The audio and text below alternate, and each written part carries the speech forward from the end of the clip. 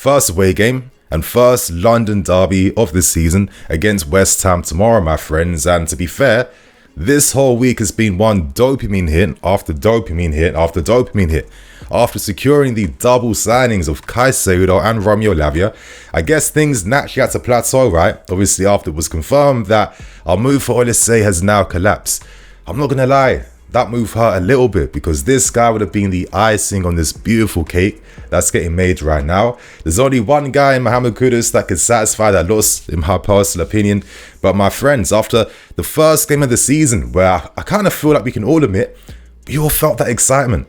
We was playing like a new attacking style of football that created lots of chances, very dynamic, very fluid, lots of new things that traditionally over the years we haven't really seen, right? So tomorrow against West Ham, I feel like maybe it's too soon to say this, but is the pressure now on us now to get the first 3 points of the season? Because after 2 games, if we don't get like at least like 4 points from 6, it's not going to look that great in my opinion. And I feel like our ambitions this season are a bit higher compared to like previous seasons, right? So against West Ham tomorrow, we know what to expect from West Ham.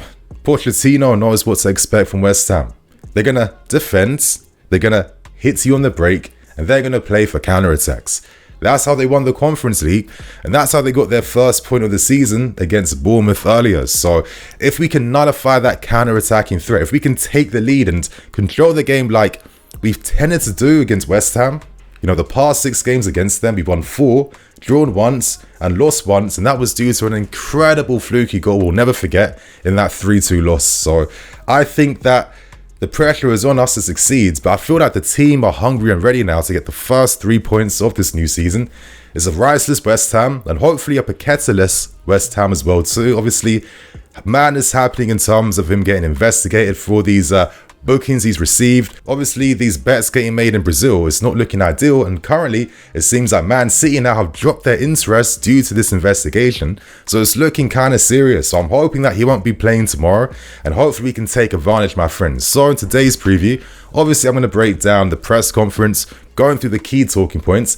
I'm going to discuss the predicted lineups now that CAICEDO and new signings have come during this week, and obviously I give my prediction right at the end too. So thanks to everyone, and thank you to everyone for sharing and expressing your condolences. Obviously it was my nan's funeral yesterday, had to spend time with the fam, and obviously, you know, nice to receive so many supportive words and kind messages. So my friends, without wasting any more time, to start things off, we discussed the new signings of CAICEDO, Lavia, and are we expecting both players to make their debuts tomorrow? Now wait for the predicted lineup part of this video, but you know, Pochettino was kind of coy. That's going to be very natural. He's not going to bait out his team lineup the day before a game, right? But I'm expecting both these guys to make their debuts tomorrow. When Pochettino was asked about beating Liverpool to both signings, obviously Pochettino said this was the players' decision. They decided on their own accord to come and sign for us. There was no competition in that sense because these 2 players wanted us as their number 1 options. So straight facts on Pochettino, like he's not mincing his words here. And as he said, these players wanted to come here. I think they are feeling something special. I hope they are feeling something special.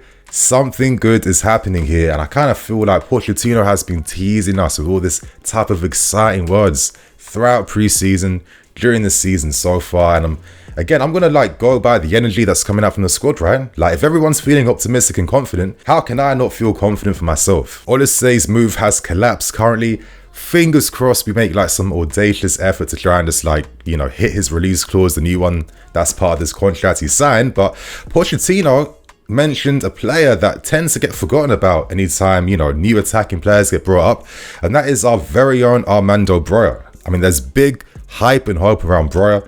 Of course, Raheem Sterling had some massive praise for him, saying he was absolutely surprised and taken away by this guy's game. And injuries have been the only thing that have been plateauing him at this point in time. But obviously, Pochettino was thinking ahead, and he knows the talent that Broja has.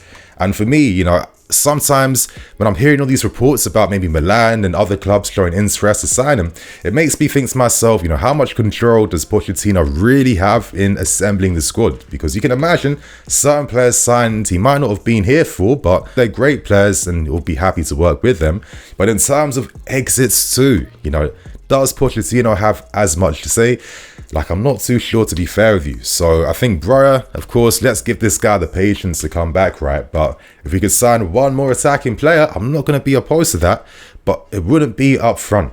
That don't make sense to me. Now, Pochettino was asked about the relationship the players currently have with him, and Pochettino gave a bit of banter back to the press by saying that he wasn't happy to hear that players are happy with him and enjoy their relationship, like reveal their names, like bait them out, because he likes to be friendly, but he likes to be tough at the same time, you know what I mean? But Pochettino said, listen, I'm working with a lot of young players, and in a sense, these guys are like my kids. That's how old I am. So it's important for me to understand their psychology. It's a different new generation. Certain things that worked before in prior generations won't work the same with a new one. So he's doing things differently. And to be fair with you, Poch, like, if you want to start off your job here by, you know, hosting barbecues and inviting everyone, like, come on, like, you can't expect people not to like you, yeah? So let's move on to a few things, and obviously we get the confirmation around Reece James. Now, was some rumors from social media, as always, trying to say that this guy will be out for months, which seem very hyperbolic, right? But Pochettino confirmed that it is a hamstring and he will be out for a few weeks. I guess, of course, it's upsetting for James and for himself as well too, but I guess going into the future, he wants to better anticipate these problems, right? He'll be fully assessed on a daily, weekly type of basis. So my friends, the key points from the press conference out of the way, let's now discuss my 2 predicted lineups for the game against West Ham tomorrow. I feel like one thing I need to see from Pochettino is what type of lineups he uses depending on the opposition he's set to play against. Now, obviously, we played against a Liverpool team where naturally you're thinking, I'm going to respect these guys more. Against a team like West Ham that we know are going to just sit back, defend most of the time, could Pochettino think, listen, maybe the plan is 4-2-3-1 because I want to have another attacking player between the lines so we can find other options to break West Ham down. I feel like after that, maybe the first 5 games, I think I'll have a better understanding behind how Pochettino might approach games before we learn the lineups. But my friends, obviously, to start with things first, here's the first lineup on screen. This is the ambitious, mega money, super talent lineup that I'm guessing we're all hoping to see eventually soon. Obviously, up front, Mudryk, Madueke, and Jackson. Midfield of Lavia, Enzo, and I've gone for CAICEDO in the base. And obviously in defense, Ben, Cole, Disasi, Gusto, and Sanchez in goal. Now, again, my thinking for this is that could Pochettino maybe think, listen, the fitness these guys have right now, the talent they have means that, guys like Lavia and CAICEDO don't need a full week before they can actually start playing for me. Against Liverpool in that first game, he would have used these guys instantly because that quality was needed against that type of opposition. But I just kind of feel like with the 2 inside forwards, Mudryk, Madueke combining close alongside Nicholas Jackson.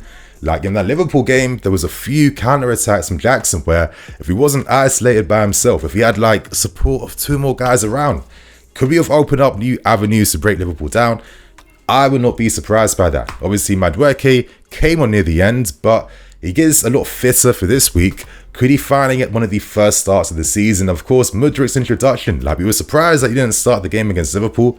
It worked out tactically for us, but against West Ham, you're thinking, okay, let me get one of my key attacking guys 1v1 in this game now to try and create more goal threat. And obviously, Nico, I think, would benefit more from having a few more guys closer towards him, right? Obviously, Enzo, fully unlocked in this midfield. CAICEDO being in the base, helping us play forwards, play out from the back.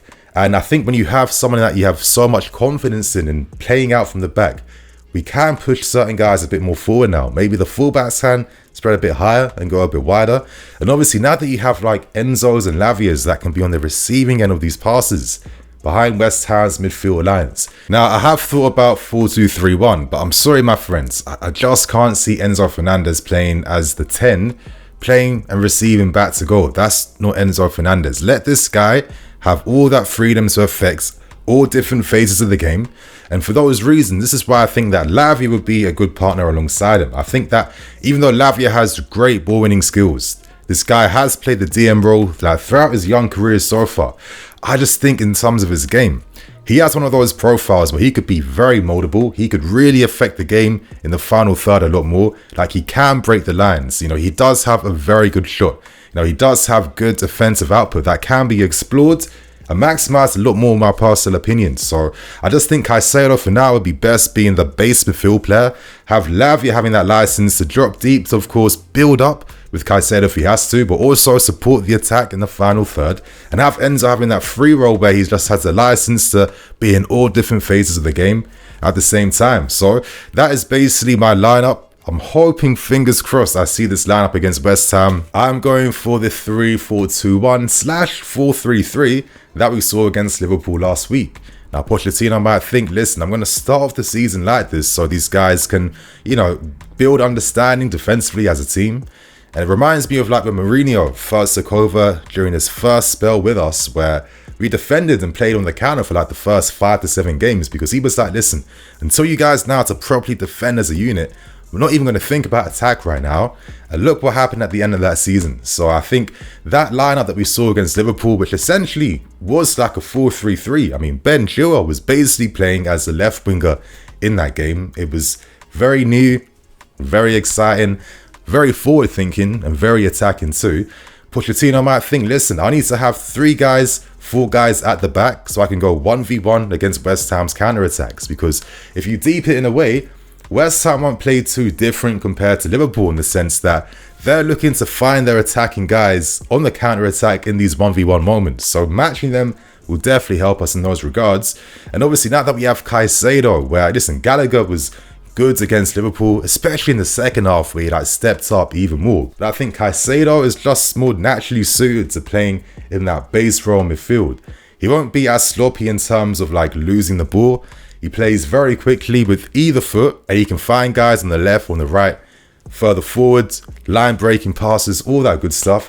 And I think we'll have like a few more percentages of quality and building out from the back, which is going to suit your Enzos more to try and like play a bit more further forward, right? So I think Caicedo naturally has to play there. And up front, I've gone for the same lineup that we saw against Liverpool, based on the fact that maybe Pochettino thinks, you know, on paper, tactically, this is the strongest team currently. You know, Chukwuemeka playing between the lines, receiving. Could someone like Mudryk do that to the same degree? I'm not too sure, especially when there's times when this guy's coming into midfield, right? And obviously Raheem Sterling, I thought that in terms of the tactical role he played versus Liverpool, he was very good in finding them spaces behind the lines. And this is why I wanted Elise, because if Elise was receiving them same passes that Sterling did against Liverpool, you just have even more threat and even more quality in the final third, in my opinion. But hopefully, if it is going to be a pretty similar lineup, which could be a possibility, I hope these guys can connect better with Jackson a little bit more, because that is the key thing to really get this guy into the game with scoring chances. So my friends, they're the 2 predicted lineups I'm thinking about. And now I'm going to end things by giving my final match prediction. And obviously, I have to go for a 2-0 win. Like, I'm expecting Nico Jackson to get his first goal of the season, and I'm hoping that Enzo Fernandez can finally score too. Now that he has a bit more like responsibility attacking, like playing his best natural game, where he affects the entire game in all phases, like defense, build up, and attack. That is what Enzo Fernandez was signed for, in my personal opinion. So I'm hoping this guy can get the goals this season, and I think on paper this is a very strong team, and I like the fact that now we have them options on the bench. Of course, Lavia could come on as an option in the second half for sure to replace a Caicedo or an Enzo Fernandez. We have guys like Madueke or Mudryk if they don't start, of course.